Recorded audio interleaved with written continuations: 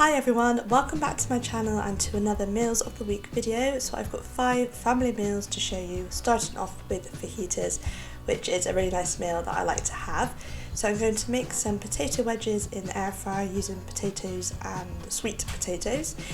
Then you also need a pepper and an onion. I'm just going to start off by frying the onion whilst the wedges are in the air fryer. So we always use red onion. I think it's meant to be better for you in different ways.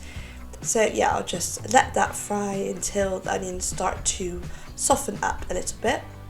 Then I've just chopped the pepper and put that in there. Sometimes we have red pepper, probably more so, but this week I think they didn't have one, so we are having a yellow one instead. So again, that's just going to fry for a few minutes until the pepper also just gets a bit softer.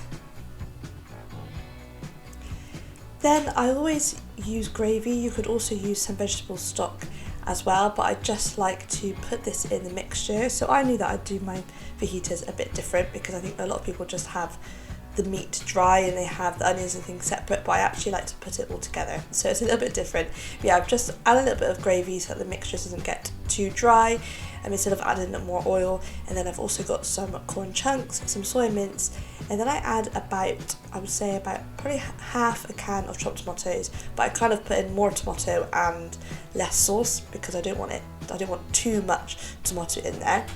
And then these are the spices that I use, and if I'm honest, I do something different every time. I mean, I pretty much use those spices, but I don't measure it or anything. I kind of just chuck it in and it ends up tasting how it tastes. And those are the wedges all done, so it takes about 26 minutes. And obviously I've got a wholemeal wrap, as you can see there, and then we usually only have one wrap each, and then there is always mixture left over, so we just have that on the plate and we've just served that with some peas. And then in terms of Arthur, who is our 2-year-old, if you're new, he has exactly the same. We've also just added some sweet corn in there as well. The next meal that I'm going to show you is pasta, which we always have every single week. And this week we're using corn mince and then these veggie balls from IKEA, which are really nice. I recommend them if you haven't had them already. And then I'm also going to use some red onion, some chopped tomatoes, and then passata as well. So I didn't film me making this because it's just quite simple. I have showed you before, but yeah, it just all goes together. We've also got garlic bread for a change, which is really nice. And then I've just grated some cheese on the top. So it's just a really quick and pretty simple meal to make, really, but it is really nice. And I love having garlic bread, but that's something we hardly ever have. And then the other meal I'm going to show you is this one here. So I'm going to show you all the different elements and what is on the plate for you. So a bit randomly, we had these steak bakes and I had one the other week and my husband didn't fancy it, so we had one left. So we're actually going to share the other one and then also have some of those Richmond sausages. Then I'm going to boil the potatoes. So as usual, we have normal potato and we also have sweet potato as well. This week we also had a parsnip to use, so I'm just going to chuck that on with this meal, plus carrots, cabbage and broccoli, which we have fresh, and then we've also got some frozen peas to add in later, which you obviously see at the end of this meal. We also have some Yorkshire puddings, which again is not something that we have every week, but we've just got them in the freezer. They're all gone now, so we just needed to use them up. So yeah, I've put a couple of those on as well in the oven. Then we always use this gravy, which you saw for the fajitas, so it's the free and easy one, and it's just a really nice gravy. It's actually very low in salt, which is really good, you know, for us as well, but also for Arthur too. So we always use that gravy. It's a really nice one. And here you go. This is what my hob is looking like. So I've got the peas, I've got the potatoes, I've got the cabbage there. I can't remember if the broccoli is in that one. We will see in a second. No, the broccoli and carrots are in that one. So that is everything on the plate. As you can see, I've got about half a steak bake and I think it was like 1.5 sausages. So I know that's a bit random, but we kind of both wanted the steak bake, so we said we would just share it. And then Arthur had a bit of that as well, and also some sausages. The next meal, which is always a Friday night meal, is pizza. Now, unusually for us, we actually have a frozen pizza, and usually we make our own. Anyway, I'm going to make the wedges again, or chips, whatever you want to call them. It's kind of like a bit of each, really.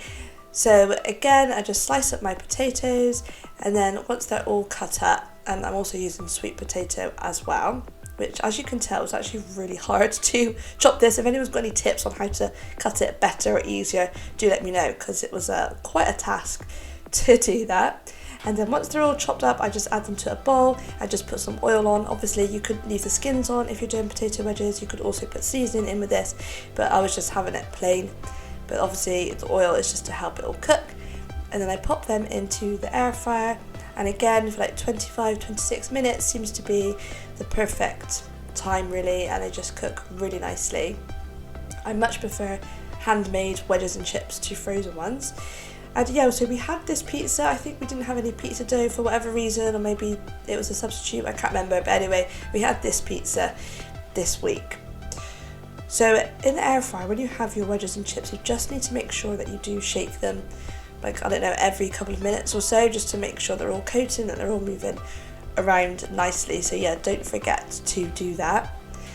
I'm also showing you some other bits that I've got. So I've chopped up some tomatoes, some mushrooms for my pizza, and then the broccoli is going to be for Arthur, just to make sure that he had like a bit of a better vegetable. So this is his plate. He doesn't really eat beans, but I've put some there anyway.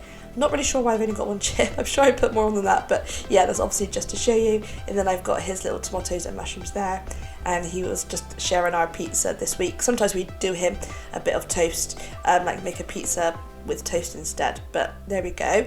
I've also got 2 random spring rolls there, which I had in the freezer left over, so I thought I would just pop them on with this meal. So yeah, it was really nice. It wasn't really big enough because Arthur shared it, but it was nice anyway.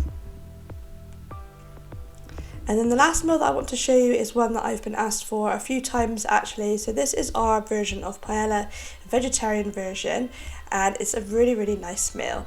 So here are the ingredients. So we always have brown rice, which you can see in that jar. We've got some heck sausages, which were kind of new to us actually, but they're really good.